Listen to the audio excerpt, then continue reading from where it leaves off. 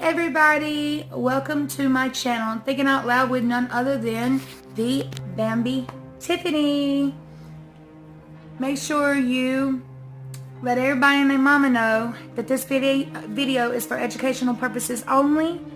I went and did my research, and you go and do your research and form your own opinions as well. And you can leave your opinion down in the comment section down below. But make sure you keep that comment section down there clean and never mean. We do not do hate over here. Okay? So, this video that I'm putting out, I actually had a video that I was going to do a week ago that I had put together, and I never got a chance to load it. And then I thought, okay, well, the talk was down. There was no more talking about it. Bullcrap. I found out today that there was more to it, and let me tell you guys, I am floored. I am absolutely floored. So, instead of putting that long video together, the lovely Law and Crime, Jesse Weber, put a video together for me, actually, and he kind of broke it down. The only thing is that I'm going to kind of add something else to it, because they think that there is not a serial killer on the loose, or a bayou serial killer, however you want to put it. But, honey, this stuff has been going on for years. For years, like 6 years ago, okay? And I have the proof that I researched and found to show you what has been going on, and we have been too blind to see. And people have been going down there to Houston, honey, and didn't even know any of this was taking place. Any of this. So I'm going to put this video together for you guys, and I hope that you would like it, and I hope that you enjoy it. And if you do, make sure you subscribe and hit that bell notification so that you catch my videos as I update them. You will get a notification every time I upload a video. And comment down in the comment section down below, okay? So without further ado, let's go on and get into it and let her rip, Tater Chip. It's now in the push for more information about people found dead in different bayous around Houston. Officials say 6 bodies have been found in Houston's bayous within just 2 weeks, and records show at least 22 deaths in Houston bayous so far this year. Let's bring in CBS News national reporter Karen Waugh live for us now from Houston. Karen, understandably, many people in the city are afraid that there is someone dangerous out on the loose. Is that a theory? That's definitely a theory, Elizabeth, but Houston officials say that is not the case. They say these 22 deaths are not related. Officials are really trying to stop these rumors that there's a serial killer on the loose in the city. But hey guys, any theory why they want to stop the rumors? Well, because it's scaring people. It's scaring people. The tourists that come for the attraction of the city, of the state, it's scaring them, and therefore they don't want anyone to be scared or upset. So they want to stop the rumors, because they really don't know, I don't think. You know, it's all theory. It's all theorizing, okay?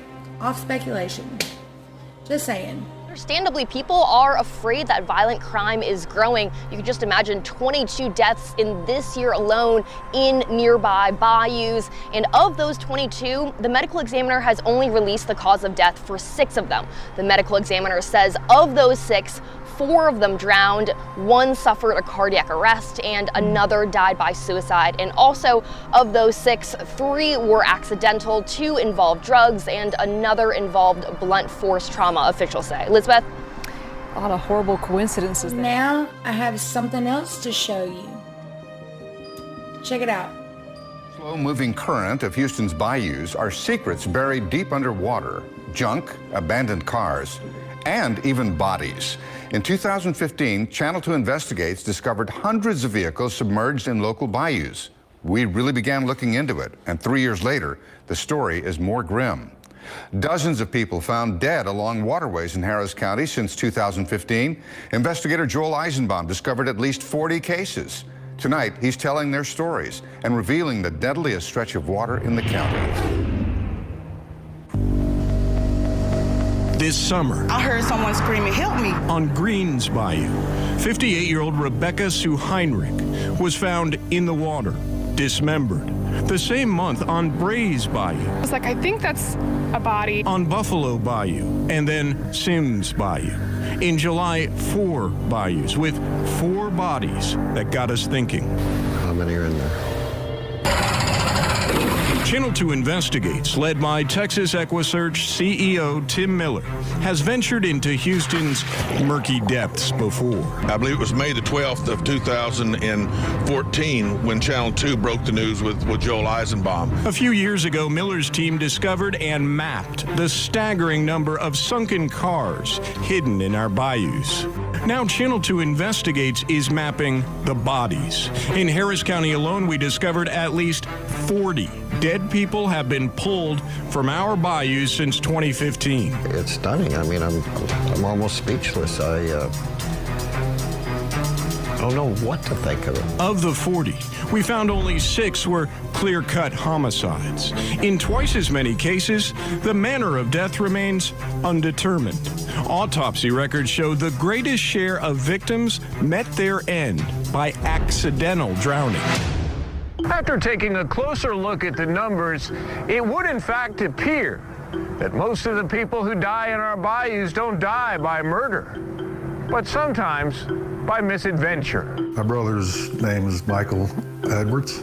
I was pretty much devastated. In February, 59-year-old Michael Edwards, a carpenter by trade, apparently lost his footing and slipped into Brays Bayou. There was a witness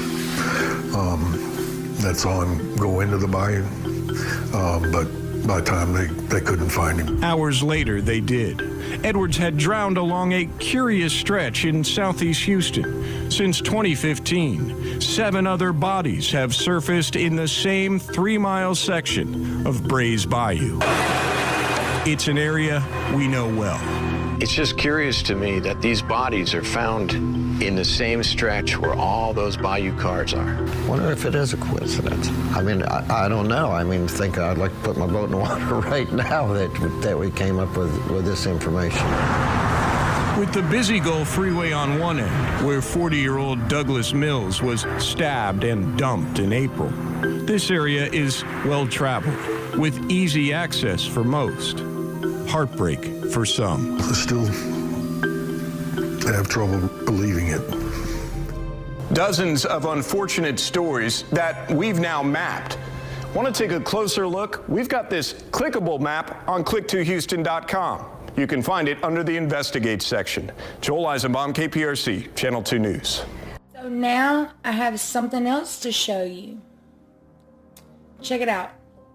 On edge again, another body has been pulled from one of the city's bayous, sparking new fears online of a so-called bayou killer. Police say there is no serial offender at large, but with social media buzzing and multiple deaths this year, questions are just mounting. We're going to get to the bottom of what is happening in Houston's waterways with a former FBI and CIA agent. Welcome to Sidebar, presented by Law and Crime. I'm Jesse Weber. We're back on Sidebar asking the same chilling question that we faced the last time this story made headlines. Is there a serial killer in Houston? Social media is buzzing again after yet another body was discovered in a local waterway this week. Police maintain there is no evidence of a serial killer on the loose, but speculation online, it shows no sign of slowing. And can you blame them? Some have already dubbed the mysterious figure the Bayou Killer. Honestly, it reads like the opening scene of a true crime documentary, but I will tell you, for Houston residents, it's a frightening reality. Maybe not of a serial killer per se, but it's a scary thought about what may be happening here. Just when the rumors seem to be quieting down a little bit, what happens? Another body turns up. This is reignited fear and speculation across this city. That's right, this week, for at least the 16th time this year, and just weeks after a cluster of discoveries sparked a citywide panic, Houston police pulled another body from the waters of White Oak Bayou. This is a chilling development that has everyone asking the same question all over again. What is happening? What is really happening in Houston? What is happening in these bayous? Now, here's a situation that set the internet on fire, okay? In less than 2 weeks last month, 6 bodies were pulled from different bayous around Houston. The timeline was very tight. The numbers really alarming, that it was almost impossible not to try to connect the dots here. Social media did just that. There were viral TikToks and Instagram posts speculating about a serial killer on the loose. But from day one, city leaders and police, they've been adamant that there is no evidence of a serial killer. But I want to rewind. I want to break down exactly how we got here to try to make sense. It all started in mid-September when the first body was found on the morning of September 15th in Brays Bayou. She was identified as 21-year-old Jade McKissick, a University of Houston student who had gone missing after leaving a Midtown bar. Now, investigators said preliminarily there were no signs of foul play, but then just hours later that same day, another body was recovered from Greens Bayou. He was identified as 43-year-old Rodney Ricardo Chapman. The very next day, September 16th, a third person, 24-year-old Seth Joseph Hansen, was found in White Oak Bayou. 2 days after that, on September 18th, a fourth body was discovered in Buffalo Bayou. He was 63-year-old Arnulfo Alvarado. And then on September 20th, a fifth body was pulled from Buffalo Bayou. That victim was 66-year-old Michael Andrea Rice. The sixth body found on September 26th in Buffalo Bayou downtown, initially unidentified, and at the time the medical examiner asked for the public's help in identifying her, describing her as a black woman under 30 years old, about 5'3", 120 pounds, short black hair, widow's peak. She was found wearing a black and beautiful t-shirt and jeans, had a distinctive 888 tattoo on her wrist.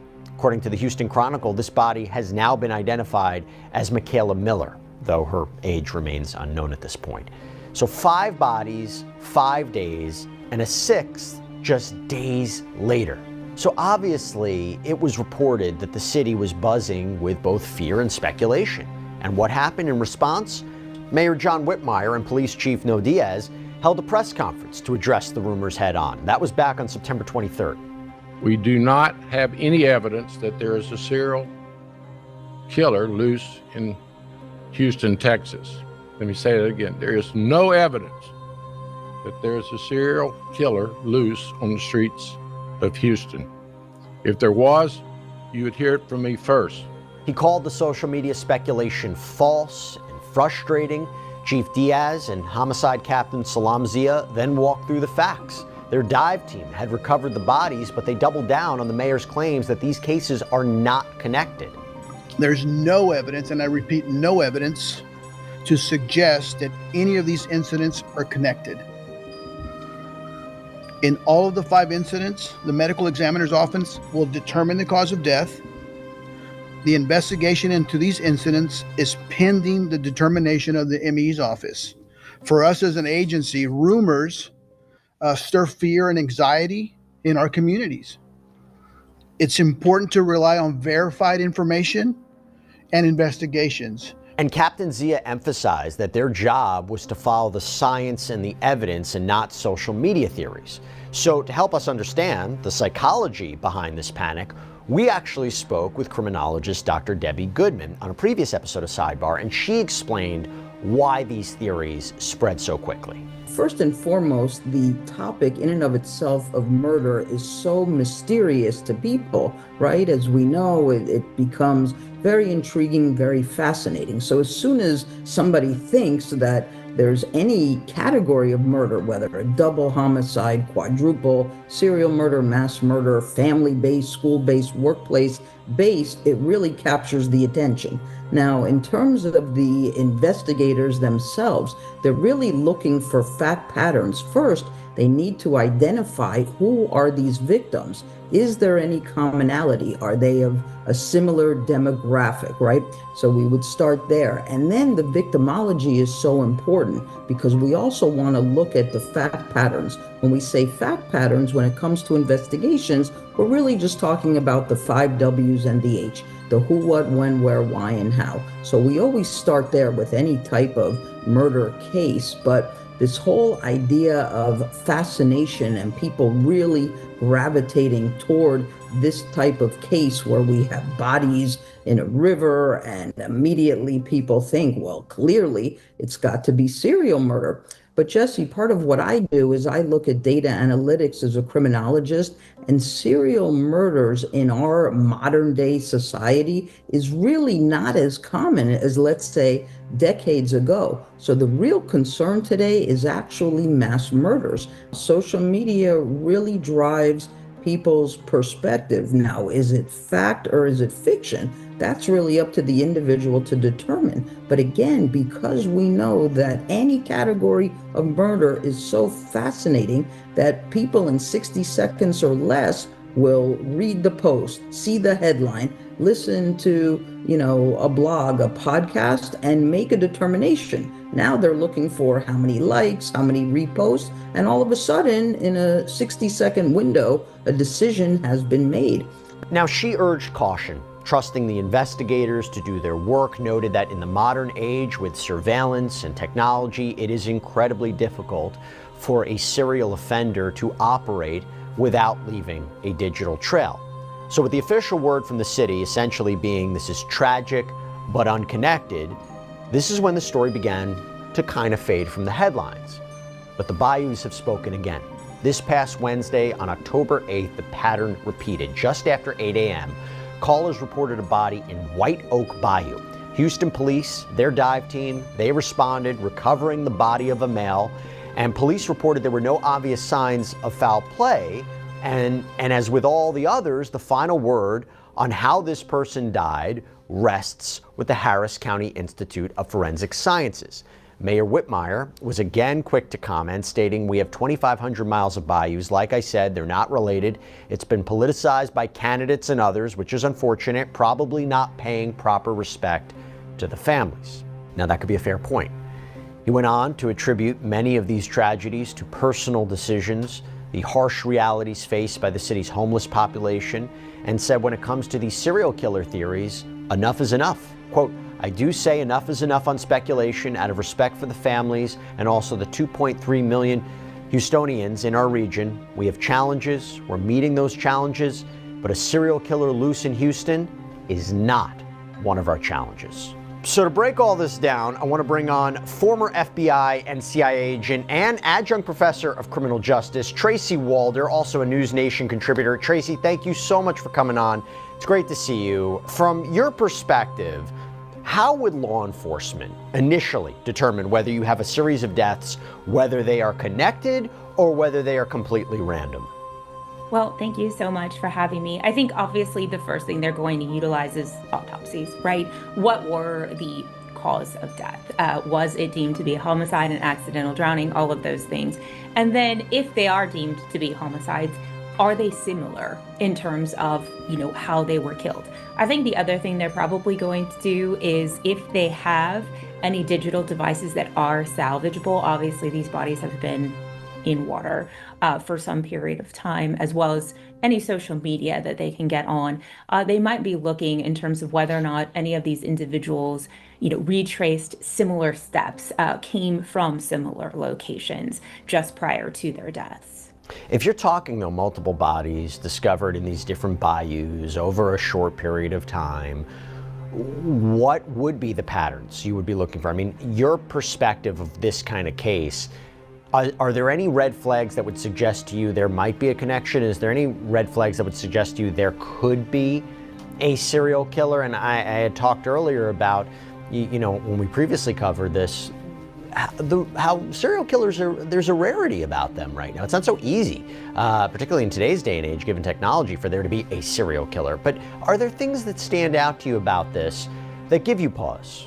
Listen, I think it's a lot of bodies. I hate to be so blunt, Jesse. I understand, Houston, there are bayous, right? This is very common. There are waterways in these areas. That part's not unusual. But in my opinion, the volume, right? The volume over, a 7-month period, or to me, piques my curiosity. I guess that is what would start to get, I don't mean to sound flippant or minimize the death, but one body or a few bodies, I understand these things happen, unfortunately.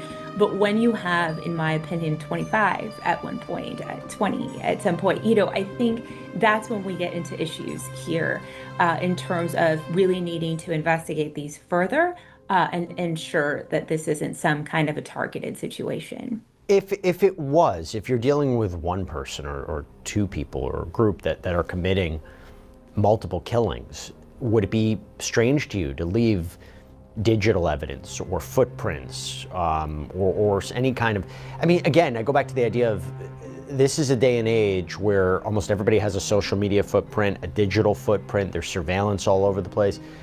Would it be strange to you to see some sort of, if someone were committing this, evidence behind? So interestingly, by putting the bodies in water, you are really destroying a lot of the evidence. And so part of me wonders if that is very convenient for them to be able to do, right? You don't have to necessarily clean, a crime scene or clean a body and make sure that you haven't left any kinds of forensic evidence behind. Also, throwing a phone in water is really going to make a phone very difficult. I don't know if phones were on their bodies when they were found. That I wouldn't know. But let's just say they were. Everyone's attached to their phone in this day and age. It will make it very difficult and time-consuming to try to obtain any kind of data from that. So, in all honesty, putting a body in water is actually a great way to hide evidence. Now, police, the city officials, they insist adamantly there's no evidence of a serial killer.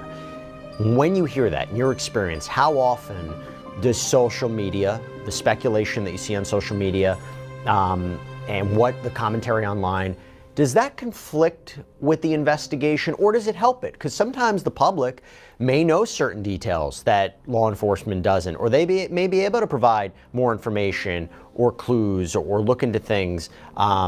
But how much does it conflict with an investigation? Sometimes it can conflict in terms of just if it isn't true, right? Just the sheer volume, right, of calls and leads that they would have to investigate. And then what that can do is actually stifle legitimate investigations that these departments are conducting, right? Because they have this sheer volume of accusations that if it's an open crime, they have to investigate. That's something they have to do. So that can hurt, obviously, investigators. But it sounds to me that if they are very quickly saying none of this is nefarious, they're not necessarily, in my opinion, then open to taking leads in investigations, which is also problematic on the flip side, right? To quickly call something not a homicide and then not be open to other investigations around it, that's problematic too. Now, there have been some key updates that we want to talk about, particularly from the Harris County Medical Examiner's Office. And this adds new layers to this story because 3 new identities from that September cluster that we mentioned earlier, we want to identify them specifically here about what we're talking about. So the victim found in the White Oak Bayou on September 16th has now officially been identified as 24-year-old Joseph Hansen. The man recovered from Buffalo Bayou on September 18th is 63-year-old Arnulfo Alvarado. And the final Bayou death from September, the one from the 26th, has been identified as Michaela Miller. Now, here's a crucial piece of new evidence. While the causes for Hansen, Alvarado, and Miller are still pending, the medical examiner has confirmed one cause of death, 33-year-old Anthony Azua, whose body was recovered back in March, died from drowning. Now, this is significant because it is one of the very few cases this year to get an official cause of death. For context, the medical examiner has now confirmed at least 22 bodies found in the bayous through September, and with this week's discovery, that number is now 23. So for the vast majority, we still don't know how they died. Tracy, how does this change the context? How does this change the analysis? To me, it changes the analysis in that I don't think police should be so quick as to say that there's not a potential spree killer on the loose. I understand why police want to be careful, right? We don't want to create public panic. That's not our job, and that's very irresponsible to do. But it's also irresponsible to say, there are no links between any of these and not investigate all of that thoroughly. Now, clearly it's going to take time. I don't know how long these bodies had been submerged in water to determine whether or not they died by drowning, other purposes, those kinds of things. But also they have to wait for toxicology reports to come back as well, and that takes a long time too. And so I'd be interested to know, potentially in the one that's been determined as drowning, if there were drugs in their system, what got them into the water in the first place. All of that is going to help in this investigation. How common is it for a cluster of bodies to remain undetermined for months? What are the challenges when they're trying to determine if there is foul play here? Again, length of body in water, right? Especially, and I don't mean to get into too many specifics, but it is Texas. It's very hot and it's very humid here. And that is going to decompose a body pretty quickly, especially in water. And so it's going to make it very, very difficult, that just sheer passage of time and where they were found. If the FBI joins an investigation like this, when you're dealing with multiple bodies, what resources, what tools can they bring to an investigation? So my guess is, because obviously it's Houston, Harris County, I don't feel confident that they will be called in because it is a large county with lots of resources. But typically in an investigation, if they are called in, they have to be asked. This is not a federal investigation.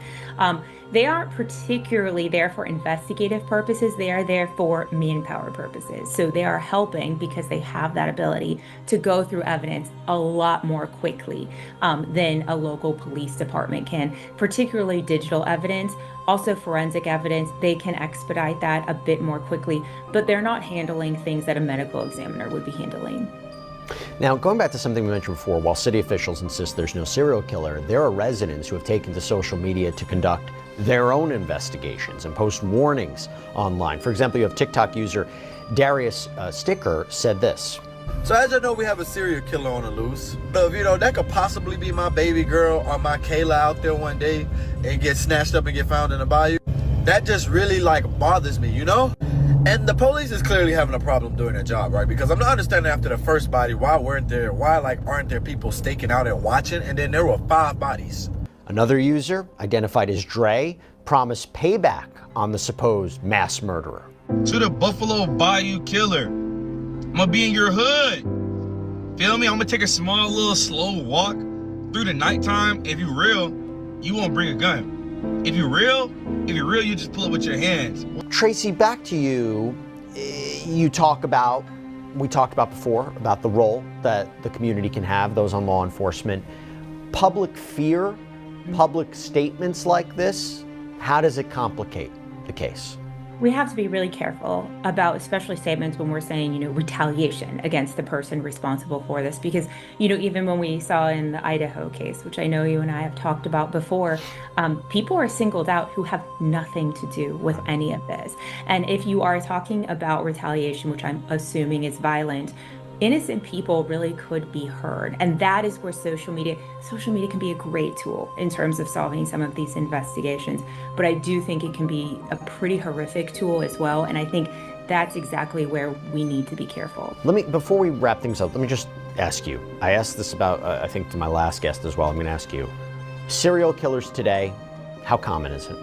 I think it's more common than we would think, simply because there are so many places that people can go on the internet, and places like Discord, those kinds of things, to talk about these fantasies that they have, and it empowers them to act out those fantasies. These ideas are not occurring in a vacuum like they were maybe in the 80s and the 70s. They are occurring with people essentially egging them on in these digital spaces. Here's the bottom line. Official investigation has not found a link between any of these deaths this year, at least hasn't been publicly made. But for a public watching body after body after body being pulled from these areas, pulled from the water, the facts from the medical examiner, they can't come soon enough. We need answers. Tracy Walder, thank you so much for taking the time. It was great seeing you. Thank you so much, Jesse. And that is all we have for you right now here on Sidebar, everybody. Thank you so much for joining us. Evidence that there is a serial killer loose in Houston, Texas. Let me say that again. There is no evidence that there is a serial killer loose on the streets of Houston. Hey, you guys, that was my video. I don't know what you can make of it. That was a lot, but I put it together for you from start to finish and what the research was that I found. Like I said, you can go look for your own research. You'll probably find more. This is just what I wanted to put together. There was more, and this is how I wanted to I put the main pieces together for you guys to understand that this has been going on for years. And to think that on my last bit I put that the sheriff was like, there's not a serial killer in Houston.